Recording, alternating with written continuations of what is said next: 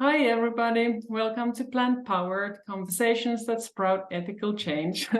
This is the second episode in our new series. My name is Johanna, and I'm here with my friend Brieanah. Hey there.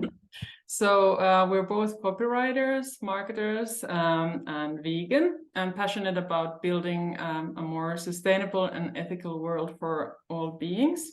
And we started this series, I would say basically because we want more visibility for the plant-based movement, and we want to learn from each other and from people that we hopefully interview here in the future, and hopefully even connect people with each other. Like, would you add something to that list, Brieanah? I think that's right. Well, and then events in the movement, ways True. people can groups to support, like we're going to talk about today. Yeah, that's true. In our first episode, we basically introduced ourselves and talked a little bit about our background. And in this second episode, we're going to talk about some of the people and brands in the movement that we follow, are inspired by, or admire for one reason or another. And it's not going to be a comprehensive list for sure, because the movement is, of course, massive, and we're just two people and we have limited time, but it's going to be like a quick look at few brands in this moment in time that we would want to share with you, and hopefully you can learn from them too and follow them. I'd love to encourage people to comment other leaders, like their favorite ones that they're inspired by, or a news story that you're like, wow, this brand is doing this. Like, we want to know what you're inspired by, what you're seeing. Like Johanna mentioned, this is a huge movement and we cannot possibly have tabs on it all. So please let us know what you're seeing that's really cool and inspiring you. Yeah, totally. That's a good point. And I would say, especially outside of like North America and Europe, where we're based. So I at least would be super curious to hear about brands in other parts of the world, what they're doing, or people. Like, my marketing mind is here already. I'm like, brands, but there's like people behind brands also. We have so much to learn from each other, and that's one thing I love about the movement is like we're really like learning and building on what other brands are doing. So the more we share, the more we learn from each other. Yeah, totally.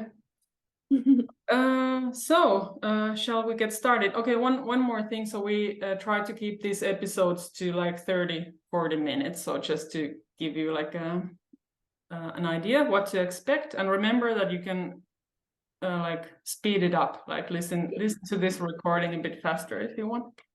We'll sound like chipmunks, but it's great. Yeah. That's how I listen to all my videos. Yeah, cool. Okay, so should I start with my... Yeah, go for it. Take us off.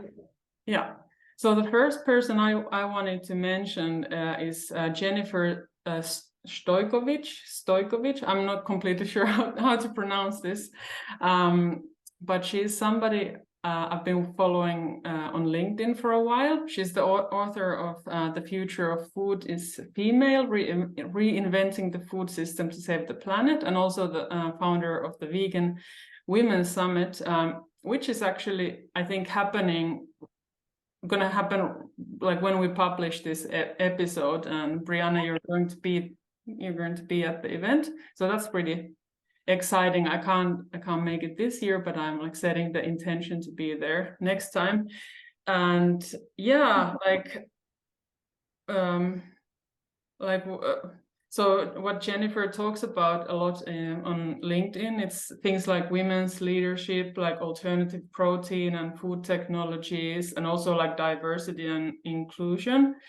And like I'm just somehow amazed by her presence, and that's why I wanted to bring her up. Like, I feel like the word badass is kind of like a totally overused word, and I'm not always like, so like, I don't always like it, but I think when I think of her, like, the word is just like 100% accurate. Like, she's so courageous and outspoken and owns her skills and like her story and mission, and really isn't afraid to like challenge big players, because there's especially like there's been this talk about the backlash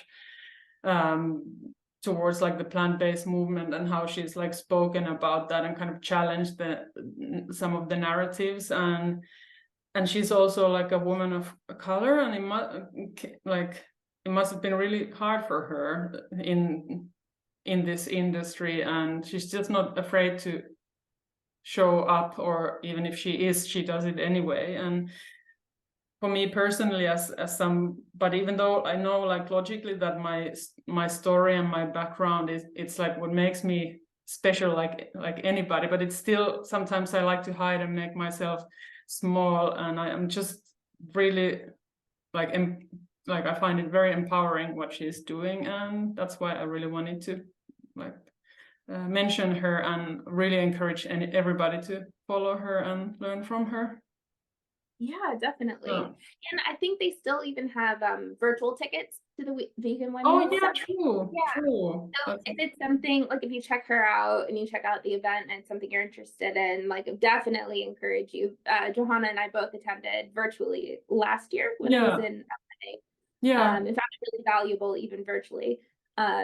So if they are still available when we post this, even though it'll be kicked off like right then, do try to grab a virtual ticket. You won't regret it. Yeah, I'm really glad you mentioned that. I completely forgot, and I think they were pretty affordable also, the tickets when I checked. So yeah, can't wait to hear from you a bit later how the actual real live experience is to be at the event. But yeah. Post updates on LinkedIn, so tune in for those. I'm so excited it was on my coast, just a train ride away, so I had to go in person this year. We will get you stateside. And you'll come next year, hopefully. Fingers crossed, the stars align. It would be great to hang out with you in person at that event. Totally. And at an event like that, it would be like, oh, dream come true. Yeah. I'm so glad you featured her.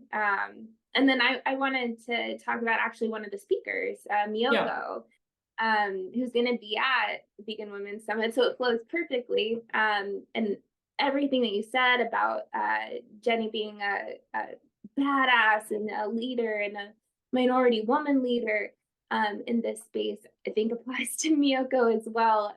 She's really the pioneer of vegan cheese, especially in the States. And she's considered an American vegan activist. She's a cookbook author. She'll be there signing books. So if you're there in person and watching this, definitely check that out. But she's a chef and an entrepreneur, and she's just like leading the way of what it means to be a powerful female entrepreneur in a like heart-centered, passionate way. And I'm sure, you know, she's pretty well known in the movement. So if you do already follow her, you've seen what's happened recently with her board, basically kicking her out of her own company. And now there's a lawsuit around that that I won't go into too much detail on because it's ongoing. We're going to see what happens there. But it's really disheartening to see corporate America push out such a empathetic, strong female minority leader that means so much to so many people in this movement and so many supporters of the brand. So it'll be interesting to see what happens there. And we're all supporting her. Yeah. Fair to say. And we're rooting for her to come out on top in that litigation. But aside from that, what I really, really admire about her and her brand that she built up until that point was that it had that vegan activist focus. It had that heart and that empathy the entire time. It wasn't just, let me create something that's an alternative food. It was a why that we could all get behind. There was an empathy that we all shared, and she really brought people in and helped them experience one of the hardest things for people to give up when they go vegan, right, is cheese. Yeah.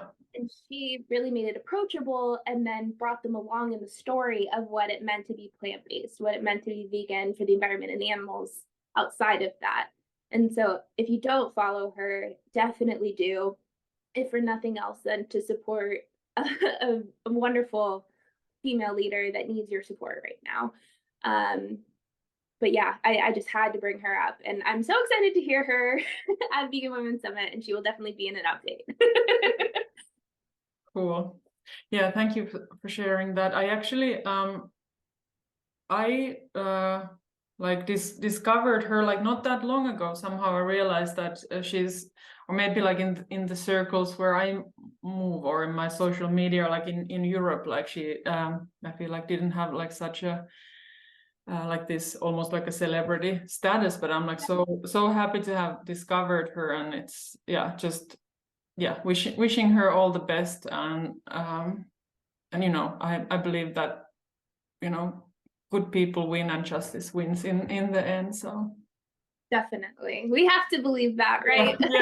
Yeah. Wouldn't you know, what's the point in anything otherwise? Have hope. Yeah, absolutely. And speaking of hope, who's next on your list? Yes. Let's look at my papers. So the second kind of brand and person podcast I wanted to bring up is Eat for the Planet podcast with Neil Zacharias. So Neil is the founder and CEO of Plantega, a startup on a mission to make plant-based food easier to access everywhere.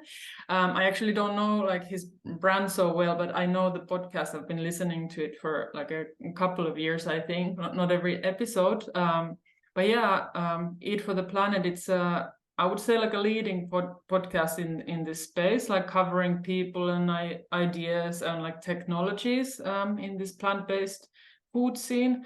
So the idea, like it's based on conversations or interviews, and it's like there's like food industry leaders, health experts, sustainability experts, entrepreneurs, and just different creative minds there. And what I love about this podcast, I mean, it is a bit US centric, but like I feel it just covers such a broad variety of people and backgrounds, and I think if you keep listening to this podcast, you're going to stay like really well up to date about what's going on in this movement, and all the, you know, all the people like who to follow. It's just like an amazing resource. And yeah, there was a time that I used to go for walks with my dogs, and I always had like one episode on the background, just like surrounding myself with this knowledge. And yeah, I really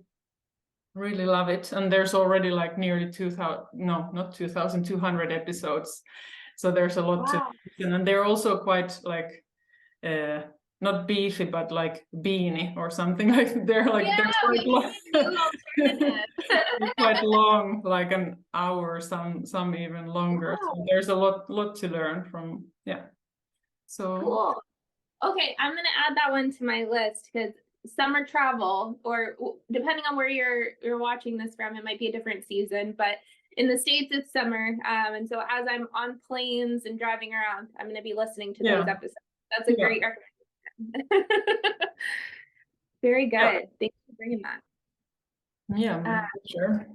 And what's next for you, or on your I'm glad you brought up like the concept of resources and how we can learn from each other, and people that are really just sharing knowledge. Really flows well into the next person I want to talk about. Her name is Brenda Sanders. Okay. And powerful principal, and she's involved in so much and has done so much, but it's all based in cultural shifts and community building and community activism. And so sharing those resources, educating people, and really meeting them where they are to show them the health benefits, the environmental impacts, but in a really approachable way.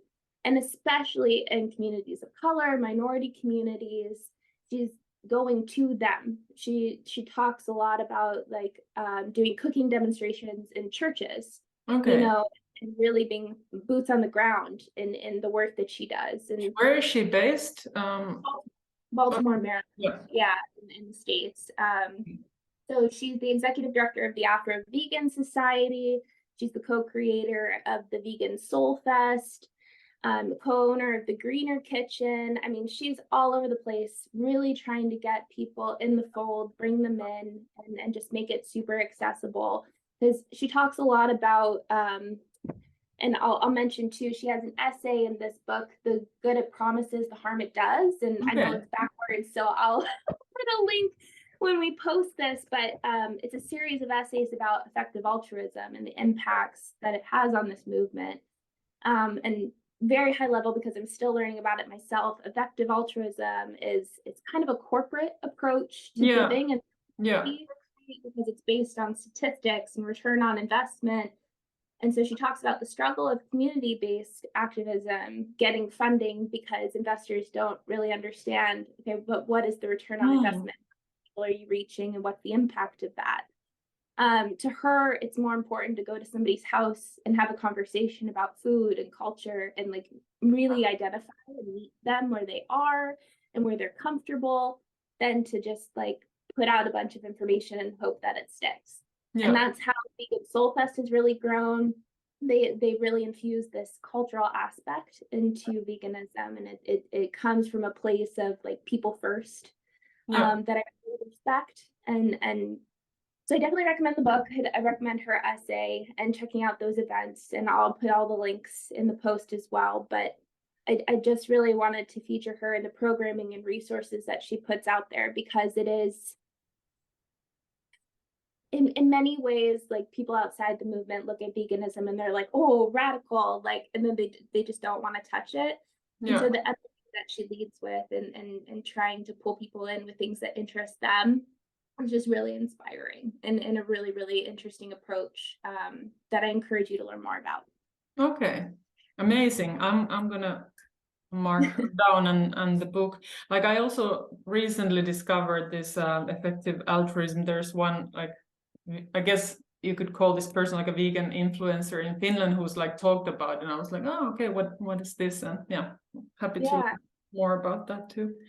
It's really interesting to see how it's shaped the animal rights and environmental movements in particular, you know, so they kind of dictate what gets funding and so what gets done.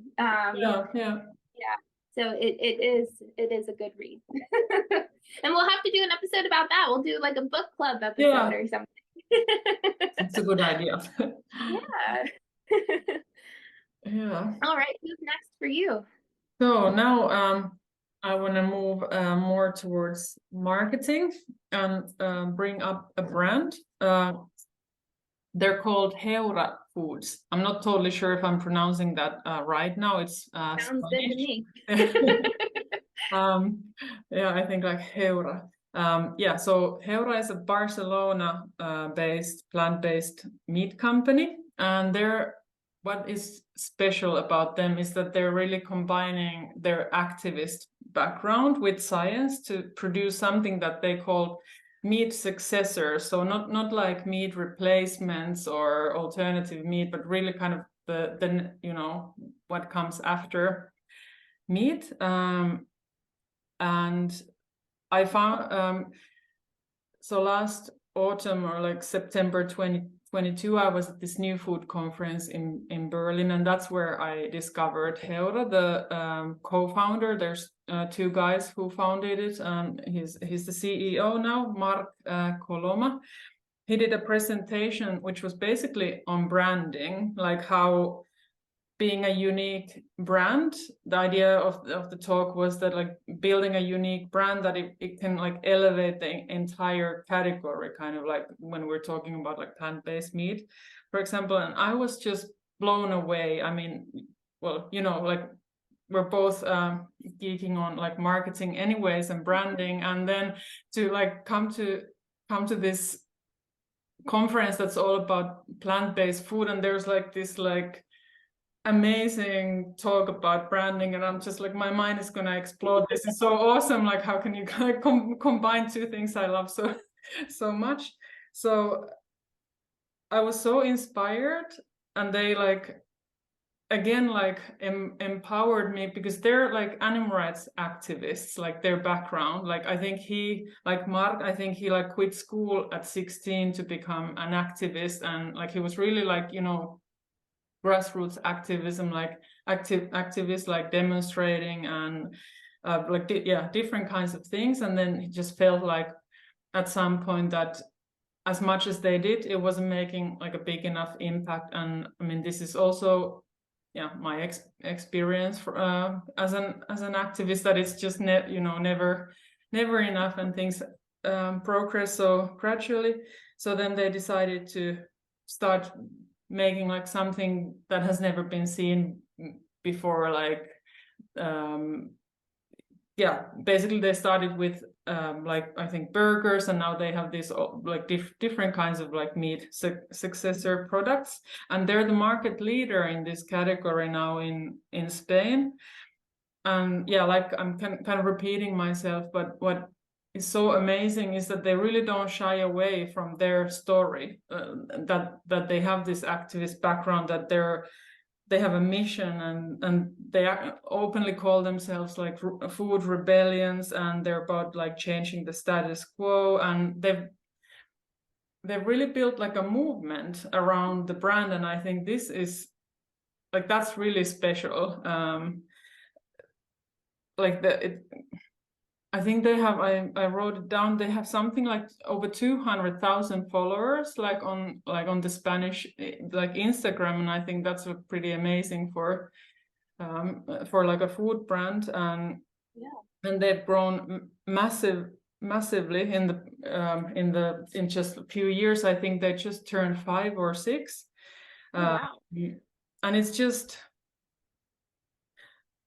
like I wanted to mention this brand because I think it's so powerful, especially for people who have this kind of like alternative activist background, and who might be a bit like trying to find another way to change the world, if for one reason or another they can't be activist, or like this is not the path anymore. That it's a strength, and you can really like lean into that, and you don't need to, because I even sometimes feel like, okay, maybe I should be more like, I don't know, professional, or more, I don't know, corporate, like something that I'm not. But it's so amazing to see that when you're so real, this is what people want and what they love, and this is how you really bring your people to you. So I'm just like really love them. And I also wanted to mention that Mark, the CEO, was included in this International Food Heroes list. You actually mentioned this. And I really recommend checking out that list anyways. There's amazing people to learn from. And there was a quote from him in the listing, and he said, "I transformed my anger into creating Heura as a vehicle for change." And I love it. It's really, I think it's very just amazing. Also badass. Like time. So inspirational. I know you and I both have like that activist mindset, and so to see someone be able to channel it in such a successful, proactive way, and building a brand as successfully as he has, I get why you're obsessed with them. I'm definitely gonna go follow them now. And if like I just want to say this, if anybody's watching this who has like an activist background, or whatever background you have, and you're trying to build a business, or you're building a business, or you're like already out there, like really trust us that your story is the secret sauce. Like you don't need to be anything you're not, and just own it, and it's going to bring your people to you. So so true. Authenticity. There we go. Woo, got tongue-tied. Authenticity wins at the end of the day. The more open you are with people, the more you find your tribe. Our fearless leader, Alex Catoni, in the Copy Posse, always talks about like finding your tribe, finding your people, and when you build your voice. And so leading with exactly what you said, who you are, that's how you build your business. And the people that are your biggest fans will find you and support you. Yeah. That's such good advice, Johanna. I learned from the best. Well, and speaking of brands that are being authentic and putting it all out there, I cannot let a conversation about leaders go by without mentioning Slutty Vegan and Pinky Cole, because she has just shaken up the vegan food world. And I mean, her brand is called Slutty Vegan. So can we just have a minute? That's already pretty nice. Yeah. Right. And all the names for the different burgers and stuff all have slutty puns. And so she's just really leaning into a very in your face, but humorous and just, I love it so much. And because it adds humor, it makes eating vegan, which we've talked about, can be like a very taboo to some people. It makes it accessible. It leads with a fun energy that people want to be around. And she's done it also in a model where it's like a fast food, right? So like a McDonald's or something. So it's even more accessible from like that cultural or experience standpoint too. And I just am obsessed with everything Pinky Cole does. Her cookbook is on my kitchen counter. Like I just love the boldness, especially as a woman, to be like, yeah, I'm gonna call my brand slut. Like, okay, we're gonna own it. And so that bravery, that courage, and talk about a fearless female leader, a minority leader.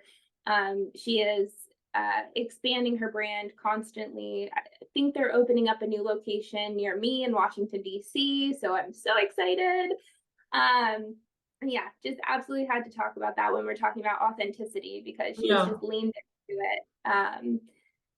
And then also, I think another brand that's doing it really well is Oatly, the alternative milk brand. Like they're constantly in the news for their ads, and they're not afraid to take on big dairy.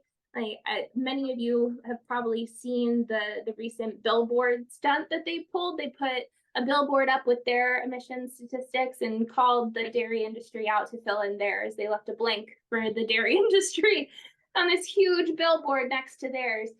And again, the bravery of leaning into who you are and not being afraid to lead with that activist mindset too, like you were just talking about. Like, hats off. I think those are two brands that are just really leading with story, leading with authenticity, and getting people excited about it, because it is so different. It's not, vegan food isn't this niche, hippy dippy, like in the corner of the health food store thing anymore. It's very accessible, and the everyday person wants it and wants to be involved or learn about it now. So I just love that they're tapping into that. Yeah, well, Oatly, I mean, they're on a whole, in a category of their own. Did you hear they also launched this website like for Oatly haters, something like oatlysucks.com or something like that? And I actually didn't go and see it, what the information is, but they're just like, they're all owning it all, and it's just like like I think we could have like a whole nother chat just about like infamous marketing that we love. Maybe we'll do that next. So if you guys have seen an ad, or there's a brand you follow that's like really pushing the boundary in some way, please let us know. Send us a message or put a comment. We'd love to do like a deep dive into what's working in the movement. Yeah, totally. Very cool. We're both marketing nerds, so the more you send us, the happier we'll be. Yeah, please do. That would be awesome. And then I also think, Johanna, that no conversation about leaders and movement can be complete without really recognizing how intersectional the vegan movement is. Like, we've talked about minority leaders, women leaders. We talked about different countries, and I think too, it crosses so many different issues. Like, especially in the States, it crosses issues of race, and then broader, it crosses issues of the environment, emissions we touched on, and then environmental, animal welfare concerns, especially with farm animals, right? Because they're being farmed for food. And so I do want to just briefly touch on a few other people that are more focused in some of those areas that cross veganism, but they're perhaps more focused on the environmental impacts or the animal impacts. And a lot of you have probably heard of these people, but just had to throw them in the conversation.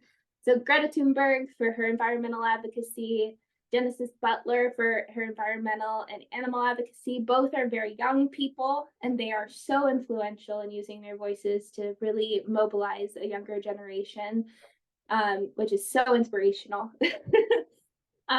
Jean Bauer, the president and co-founder of Farm Sanctuary, which was America's first shelter for farmed animals. Like, hats off. He's done so much amazing work. And then Temple Grandin is one of my personal heroes. She's an American academic and animal behaviorist, and she really focused the majority of her work on the humane treatment of livestock for slaughter. And so the more that we dive into that narrative of how animals think and how animals feel, I just thought that her work was so influential. I had to bring it up in a conversation about the vegan movement and leaders in it. Yeah, very cool. Thank you for those. I think I will add a few more to the comments when this, or like my post when this episode goes live. I look forward to that list. And again, like a reminder to everybody listening or watching, like send us your recommendations or add them in the comments. Like, we'd love to hear from you. Absolutely. Oh, this was such a good conversation. I could keep talking to you like all day about leaders in the movement. But I'm sure everyone else is ready for us to wrap up. So I'll just say thanks for tuning in, everyone. Yeah, thank you so much. Like, this just gets more and more fun, like each episode. I mean, it's been 2 now, but like, can't wait for the next one. And like, really thank you for your time, of like Brieanah, you, and like everybody listening and watching. Like, I know we're all busy, and it's amazing that you share your time with us. And I totally agree. Well, till next time, same time, same place. We will again try to post on the 3rd Thursday of every month. If you have ideas for a future episode, or you have those marketing examples that we could dive into next time, please let us know. And we're excited to do this again with you. Cool. Bye for now. Bye.